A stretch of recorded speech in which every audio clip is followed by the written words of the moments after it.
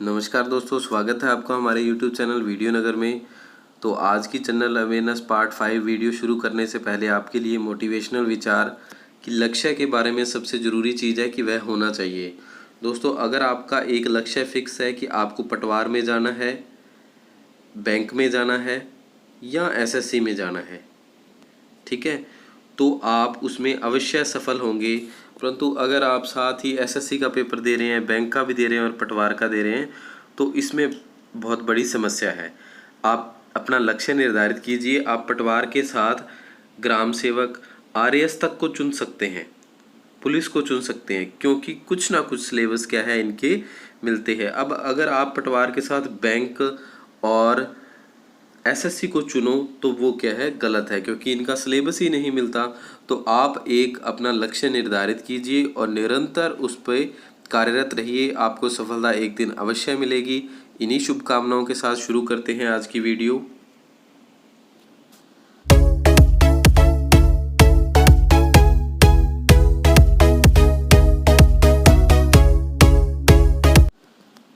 DPT का टीका किसके बचाव के लिए लगाया जाता है?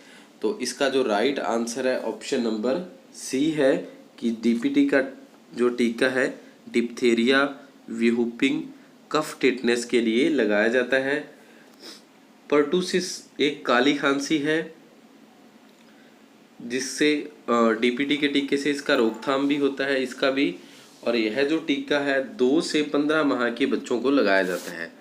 2 से 15 माह के बच्चों की जो आयु है उनके लिए ये टीका लगाया जाता है। और लगाने के बाद क्या है, तेज बुखार होता है। ठीक है, तो चलिए नेक्स्ट क्वेश्चन देख लेते हैं कि मेमथ किसके पूर्वज थे? तो इसमें आपका राइट आंसर है ऑप्शन नंबर डी। जो मेमथ थे वो हाथी के पूर्वज थे। तो अपने आगे और जान लेते हैं कि भारत में कुल हाथियों की जो संख्या है कितनी है? 27,312, सॉरी 27,312 है। सर्वाधिक हाथी हैं वो कहाँ पर हैं? कर्नाटक में है। कहाँ पर? कर्नाटक में सर्वाधिक हाथी हैं भारत में। कितने हैं? तो 6,049 हैं। तो चलिए नेक्स्ट क्वेश्चन देख लेते हैं कि निम्नलिखित में से कौन राष्ट्रीय मानवाधिकार आयोग का सदस्य नहीं है? तो इसमें राइट आंसर है ऑप्शन नंबर सी। एनआईटीआई का आयोग का अध्यक्ष क्या है? राष्ट्रीय मानवाधिकार आयोग का सदस्य नहीं होता है। मानवाधिकार आयोग की स्थापना कब हुई अगर आपसे पूछा जाए तो इसकी स्थापना 12 अक्टूबर 1993 में हुई। और इसकी स्थापना मानव संरक्षण अधिनियम 1993 के तहत की गई। और इसका मुख्यालय नई दिल्ली में है। मुख्यालय कहाँ है? नई दिल्ली में। जो मानवाधिकार आयोग का मुख्यालय है वो कहाँ है? नई दिल्ली में। और वर्तमान में इसके जो अध्यक्ष हैं कौन है मानवाधिकार आयोग के? HL दत्तू। कौन है? HL दत्तू राष्ट्रीय मानवाधिकार आयोग के अध्यक्ष हैं वर्तमान में। तो चलिए नेक्स्ट इम्पोर्टेंट क्वेश्चन देख लेते हैं कि भारत के बारे में चार्टर एक्ट का अंतिम अधिनियम था। तो इसमें राइट आंसर है ऑप्शन नंबर सी। 1853 अंतिम अधिनियम था। चार्टर एक्ट क्या है कि ईस्ट इंडिया अधिनियम कंपनी के नाम से भी जाना जाता था। यह यूके की संसद, यूनाइटेड किंगडम की संसद का एक अधिनियम था। तो चलिए नेक्स्ट इम्पोर्टेंट क्वेश्चन देखते हैं कि किस गवर्नर जनरल ने भारत में सती प्रणाली को समाप्त कर दिया? तो इसका जो राइट आंसर है option number C. Lord William Bentinck ने क्या है, भारत में सती प्रथा का समापन किया था। तो कब किया था इसका समापन? 1829 में किया था। सती प्रथा से संबंधित जो महत्वपूर्ण बात है कि जब अलाउद्दीन खिलजी ने पद्मावती को पाने के लिए चित्तौड़ में नरसंहार किया, तब सभी राजपूत विधवाओं ने क्या है, एक साथ जोहर किया था। और इसे सती प्रथा का जो सम्मान बढ़ा था और सती प्रथा प्रचलन में आई थी। जो अलाउद्दीन खिलजी क्या है, वो पद्मावती के साथ विवाह करना चाहता था, परंतु जो राजपूत स्त्रियां थी वो इसे कतई नहीं चाहती थी। इसलिए उन्होंने क्या है, एक सामूहिक अग्निकांड में कूदकर अपने प्राण दे दिए थे। तो चलिए नेक्स्ट क्वेश्चन देखते हैं कि मराठों द्वारा एकत्रित कर को किस नाम से जाना जाता है। तो इसका जो राइट आंसर है चौथ कर के नाम से जाना जाता है। मराठ भारत के इतिहास के बहादुर लोग थे जो महाराष्ट्र में रहते हैं। ठीक है, जो मराठा लोग हैं बहादुर लोग थे और महाराष्ट्र में रहते हैं। 1660 में छत्रपति शिवाजी ने, कब? 1660 में छत्रपति शिवाजी ने एक स्वतंत्र मराठा राज्य की स्थापना की थी। ठीक है, चलिए नेक्स्ट क्वेश्चन देख लेते हैं कि पृथ्वी की सतह के नीचे पिघली हुई चट्टानों को क्या कहा जाता है। तो इसका जो राइट आंसर है ऑप्शन नंबर डी, मैग्मा कहा जाता है। तो पृथ्वी दिवस हर वर्ष कब मनाया जाता है, आप इसमें याद रख सकते हैं कि पृथ्वी दिवस कब मनाया जाता है। तो इसमें आपका राइट आंसर होगा 22 अप्रैल को हर वर्ष पृथ्वी दिवस मनाया जाता है। चलिए नेक्स्ट इम्पोर्टेंट क्वेश्चन देख लेते हैं कि भारतीय राष्ट्रीय कांग्रेस का पहला आधिकारिक इतिहास किसके द्वारा लिखा गया था। तो इसमें राइट आंसर है आपका option number A, Pattabhi Sitaramayya के द्वारा भारतीय कांग्रेस का पहला आधिकारिक इतिहास लिखा गया था। तो आपको याद रखना है कि इतिहास का पिता किसे कहा जाता है। इतिहास का पिता किसे कहा जाता है। तो इसका आंसर होगा, अगर आपसे पूछा जाए तो हेरोडोटस को कहा जाता है।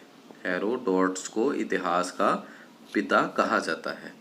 चलिए नेक्स्ट क्वेश्चन देख लेते हैं कि नेपाली मुख्य रूप से किस राज्य में बोली जाती है। तो इसमें आपका राइट आंसर है ऑप्शन नंबर सी, सिक्किम राज्य में बोली जाती है। और आप यहाँ पे अपने देख लेते हैं कि कर्नाटक की राजधानी क्या है, बेंगलुरु है। जो एक्स्ट्रा फैक्ट है, कर्नाटक की राजधानी बेंगलुरु है। राजस्थान की जयपुर है। और जो सिक्किम की राजधानी है वो क्या है, गंगटोक है। गंगटोक है। और आंध्र प्रदेश की राजधानियाँ क्या है, अमरावती और हैदराबाद है।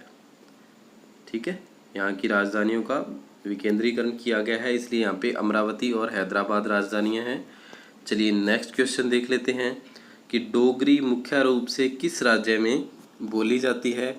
तो इसमें राइट आंसर है ऑप्शन नंबर डी, जम्मू एवं कश्मीर राज्य में क्या है, डोगरी मुख्य रूप से बोली जाती है।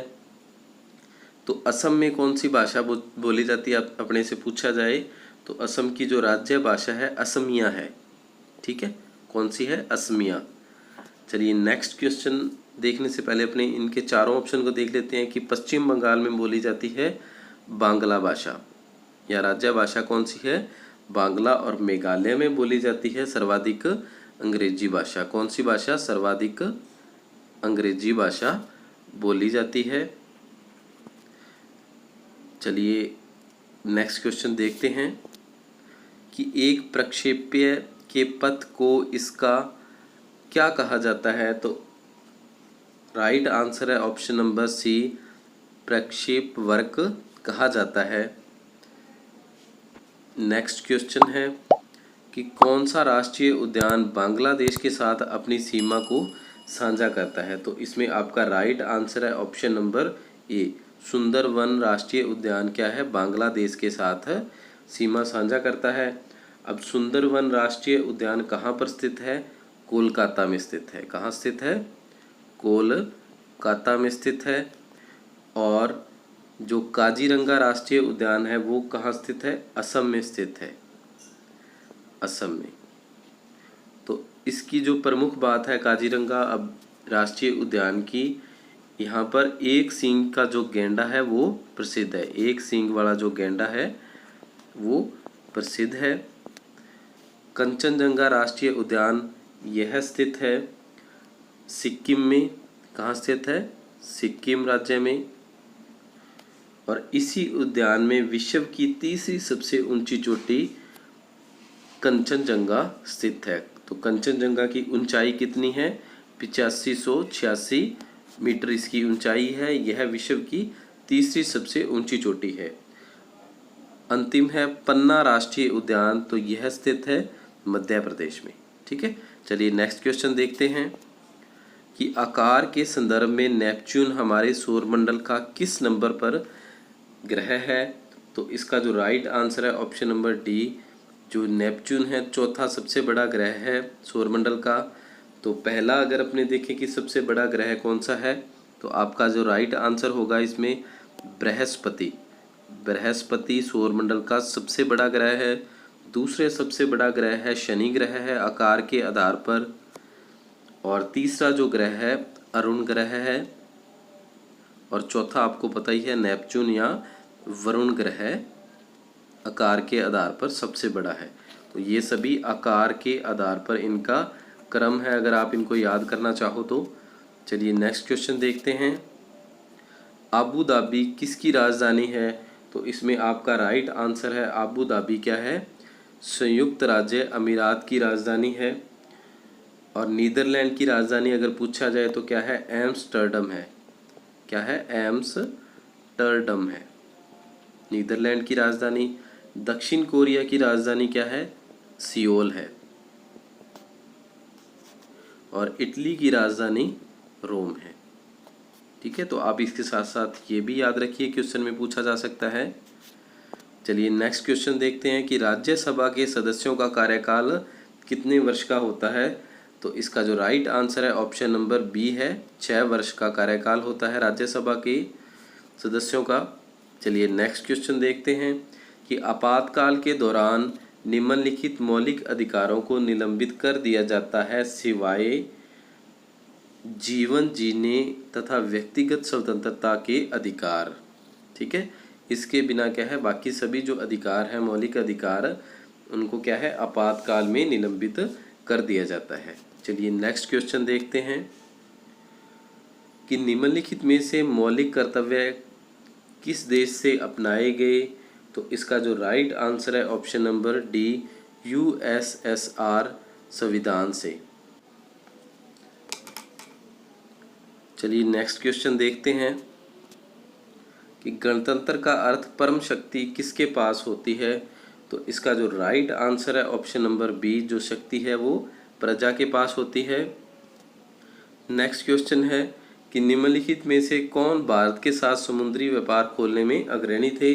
तो जो इसका राइट आंसर है ऑप्शन नंबर डी, पुर्तगाली क्या है अग्रणी थे।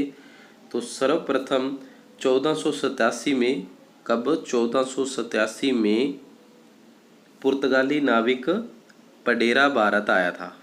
और कहाँ पर आया था, यह मालाबार तट पर पहुंचा था। मालाबार तट पर भारत में पहुंचा था। इसके बाद 17 मई 1498 को वास्को डिगामा भारत आया था। कौन आया था, वास्को डिगामा भारत आया था। ठीक है, इनके आने के बाद ही क्या है, भारत का पुर्तगालियों के साथ व्यवहार शुरू हुआ था।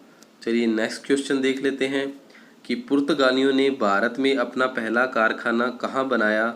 तो इसमें आपका राइट आंसर है ऑप्शन नंबर ए, कोचीन में बनाया। और कब बनाया अगर आपसे पूछा जाता है तो 1503 ईस्वी में बनाया। ठीक है, ये भी आपको याद रखना है। चलिए नेक्स्ट इम्पोर्टेंट क्वेश्चन देखते हैं कि यदि एक वस्तु के लिए उपभोक्ता की मांग उसकी आय के समान दिशा में बढ़ती है तो उस वस्तु के लिए उपभोक्ता की मांग उस वस्तु की कीमत से प्रतिलोम रूप से संबंधित होनी चाहिए, जिससे क्या कहा जाता है। तो इसका जो राइट आंसर है ऑप्शन नंबर ए है, मांग का नियम कहा जाता है। चलिए नेक्स्ट क्वेश्चन देखते हैं। संतुलित मूल्य पर मांग की मात्रा आपूर्ति की गई मात्रा के बराबर होती है। नेक्स्ट क्वेश्चन देखते हैं कि शेरशाह द्वारा शुरू की गई राजस्व प्रणाली ने किसकी राजस्व प्रणाली को प्रभावित किया था। तो जो शेरशाह द्वारा राजस्व प्रणाली शुरू की गई थी उसने क्या है, अकबर की राजस्व प्रणाली को प्रभावित किया था। तो शेरशाह ने 1540 में हुमायूं को हराकर सूरी राज्य की स्थापना की थी। कब, 1540 में हुमायूं को हराकर सूरी साम्राज्य स्थापित किया था। ठीक है, ये भी आप याद रखिएगा। चलिए नेक्स्ट क्वेश्चन देखते हैं। बैराम खान की हत्या कहाँ की गई थी? तो बैराम खान की हत्या खंभात गुजरात में की गई थी। अब इनकी हत्या क्यों की गई थी? क्योंकि इनकी जो माता थी, जो सगी माता नहीं थी, वो चाहते थे इनको मरवाना, इसलिए उन्होंने क्या है इनको हज यात्रा पर भेजा और इसी के बीच क्या है इनकी बैराम खान की मृत्यु हुई। इनकी हत्या है किस वर्ष हुई अगर पूछा जाता है तो 1561 में हुई थी। जो बैराम खान थे वो क्या थे? अकबर के वजीर थे और हुमायूं के साडू थे। कौन थे? अकबर के वजीर, अकबर वजीर और हुमायूं के साडू और मित्र भी थे। चलिए नेक्स्ट क्वेश्चन देखते हैं कि द्विसदनीय विधानमंडल का अर्थ क्या है? तो इसमें आपका राइट आंसर है ऑप्शन नंबर बी, निचली और ऊपरी कक्ष। तो भारत में 2 सदन है, आपको पता ही है कौन कौन से हैं। पहला है लोकसभा और दूसरा है राज्यसभा। ठीक है, कौन कौन से दोनों सदन हैं? राज्यसभा और लोकसभा। चलिए नेक्स्ट क्वेश्चन देख लेते हैं कि भारतीय संविधान का अनुच्छेद 343 किससे संबंधित है? तो इसका जो राइट आंसर है ऑप्शन नंबर सी, आधिकारिक भाषा के रूप में हिंदी से संबंधित है। अनुच्छेद 343 है जो। ठीक है, और भारत में बोली जाने वाली भाषा का अनुमान लगाना असंभव है क्योंकि भारत में अनेक भाषाएं बोली जाती हैं, आपको पता है। परंतु जो 22 भाषा है, 22 भाषाओं को क्या है संवैधानिक रूप से आधिकारिक दर्जा दे दिया गया है। चलिए नेक्स्ट क्वेश्चन देखते हैं कि प्रत्येक 2 वर्ष में राज्यसभा के कितने सदस्य चुने जाते हैं? तो जो इसका राइट आंसर है ऑप्शन नंबर डी है, 1/3 सदस्य चुने जाते हैं। राष्ट्रपति द्वारा 12 सदस्यों का नाम दिया जाता है और 238 सदस्य क्या है राज्यों से चुनकर राज्यसभा में आते हैं और इनकी कुल संख्या जो मैक्सिमम कितनी है 250 है। और किस अनुच्छेद के तहत यह संख्या निर्धारित की गई है? अनुच्छेद 80 के तहत यह संख्या निर्धारित की गई है। चलिए नेक्स्ट इम्पोर्टेंट क्वेश्चन देखते हैं कि भारतीय संविधान में भारत को सभी के रूप में घोषित किया गया है सिवाय, राइट आंसर है आपका ऑप्शन नंबर ए, साम्यवादी के। ठीक है, नेक्स्ट इम्पोर्टेंट क्वेश्चन है 1712 ईस्वी में सिंध की अरब विजय किसके नेतृत्व में हुई थी? तो आपका जो राइट आंसर है ऑप्शन नंबर बी, मोहम्मद बिन कासिम। यह जो युद्ध लड़ा गया था किनके मध्य हुआ था? मोहम्मद बिन कासिम और राजा दाहिर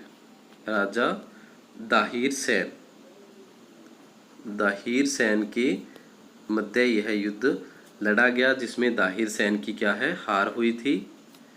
चलिए नेक्स्ट क्वेश्चन देखते हैं अपने कि निम्नलिखित में से किस मुगल सम्राट ने सुलह-ए-कुल की नीति की शुरुआत की थी? तो इसका जो राइट आंसर है अकबर के द्वारा इस नीति की शुरुआत की गई थी।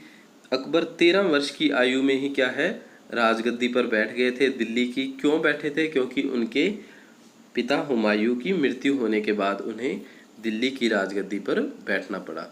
तो आपके लिए जनरल अवेयरनेस की पार्ट 4 वीडियो से प्रश्न है कि बक्सर की लड़ाई अंग्रेजी सेना का नेतृत्व किसने किया था बक्सर की लड़ाई में? तो आपको जो इसका राइट आंसर है नीचे कमेंट्स बॉक्स में देना है। दोस्तों अगर आपको हमारी वीडियो अच्छी लगी तो प्लीज़ इसे लाइक कर हमें मोटिवेट ज़रूर करें, और अगर अभी तक आपने हमारा चैनल सब्सक्राइब नहीं किया है तो इसे सब्सक्राइब कर बेल आइकन को ज़रूर दबाएं ताकि नेक्स्ट जो भी इम्पोर्टेंट वीडियो अपलोड हो उसका नोटिफिकेशन आपको सबसे पहले मिल सके। जय हिंद, जय भारत।